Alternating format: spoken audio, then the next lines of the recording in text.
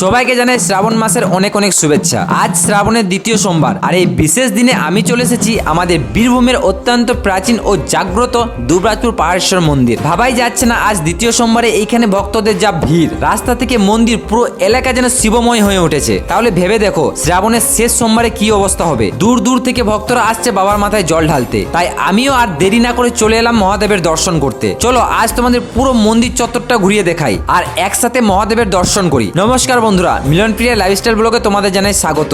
আজ শ্রাবণ মাসের দ্বিতীয় সোমবার। এই সোমবারে হাজার হাজার মানুষ মহাদেবের মাথায় জল ঢালতে যাবে। কেউ যাবে বক্রেশ্বর, কেউ যাবে তারকেশ্বর, আবার কেউ আসবে আমাদের দুবরাজপুর পাহাড়েশ্বর। আমাদের দুবরাজপুরের এই পাহাড়েশ্বর মন্দিরের মূল আকর্ষণ শুধু মন্দিরই নয়, মন্দিরের আশেপাশের পরিবেশ আর বিশাল বিশাল পাথরের স্তূপ, আর বিশেষ করে মামা ভাগ্নে পাহাড় খুবই আকর্ষণীয়। এই দিকে এত ভিড়ের মধ্যে চারিদিকে একটাই ধ্বনি, হর হর মহাদেব।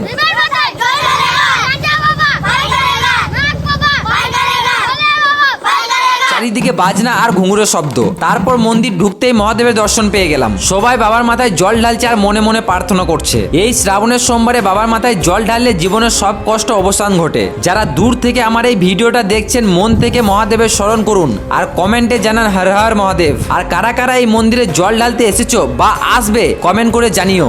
আজ এই ভিডিওটা এইখানেই শেষ করছি। দেখা হবে আর একটা নতুন ব্লগে। আর ভিডিওটা ভালো লাগলে একটা লাইক, কমেন্ট আর শেয়ার করে আমাকে ফলো করে নিও। টাটা।